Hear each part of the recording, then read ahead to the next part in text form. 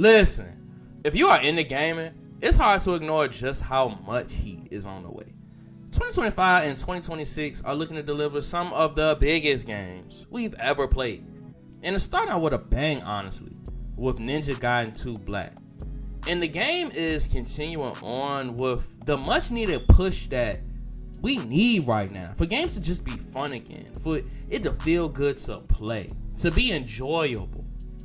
And because of that, it's getting a really lot. It's getting a bunch of good pub for it. So, what better way to bring in the new year than discussing Tomonobu Itagaki, formerly of Team Ninja, talking about his hit list for his most hated game.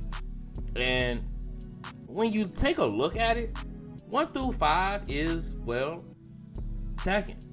All the way through Tekken 5. Now, I will say that this article was not published recently. This is back from like 2005.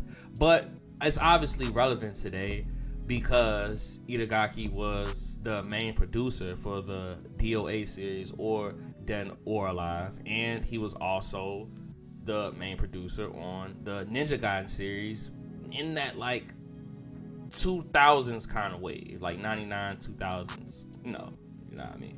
Anyway, so it obviously is brought up on Twitter and it reaches its way to Harada, which, you know, to anybody that doesn't know who I'm talking about, Katsuhiro Harada, who is the main producer for the Tekken series, and he also has a great fucking Twitter or X or whatever the fuck. And on there, he tweets out a very well written essay explaining the history not just between Tekken and DOA, but kind of more so the history between them two themselves. And so, you know, just to get into it right quick, it starts off like this. I'm not sure how you perceive my relationship with Mr. Itagaki, but I can tell you it's likely different from what you imagine. Let me provide a general overview and some key topics regarding my history with Mr. Itagaki. However, consider this a warning. And then he continues on to warn you that, yo, if you're not about that life and you don't want to read this, you shouldn't. Meaning, if you don't give a fuck about Tekken, DOA, fighting games, period, or whatever, do not read this. If you don't care about the video game industry, period, do not read this. So on, so on. So I'll go ahead and spare you all the details, like the extreme details, because this is a super long read. This is like a 3,000 word essay or whatever. But like I said, if you do care, great fucking read. So basically, it shows how the relationship between the two was formed and how it evolved, and how video game development just was in the 90s and 2000s period. And it's always cool to see and hear developers of that time share their experiences. And Harada talks about these things all the time on Harada's Bar, which if you haven't seen that, please go check it out. It has a bunch of great insight into the fighting game community and just the video game industry period. A lot of good dev talk on there. Just a lot of good things where if you're into this type of thing, you'll really get a lot of good enjoyment out of it. But yeah, this was a super cool read. And even though Itagaki has always had like a flashy rock star, yo, I'm too good for y'all kind of vibe, you know, which I kind of fuck with. You get the idea that reading this, he actually understood people. He understood marketing.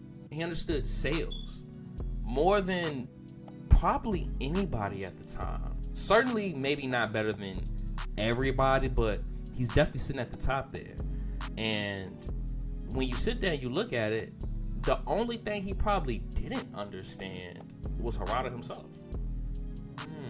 Or did he? I don't know. Because if you I won't, like I said, I'll spare you the details. But if you look, there's some pretty good, interesting things.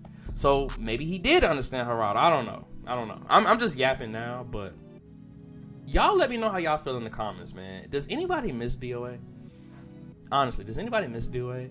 I remember the last one, I think it was 6, came out a few years ago. Nobody was checking for that. But I will say, Itagaki's obviously not a part of that team, though. So I don't know. Is anybody missing DOA? Do they want it to come back? Does anybody feel like they agree with Itagaki back then? They thought that DOA was better than Tekken? Do you appreciate his strategy, his approach? Does anybody think that, it was a noble approach, but deep down in your heart, Tekken is better? Yes. Yes. You know, somebody tell me something. Leave me something so we can have a little discourse in the comments. But I'm gonna go ahead and leave y'all with that. I hope y'all enjoyed it, man. Until next time, y'all be safe.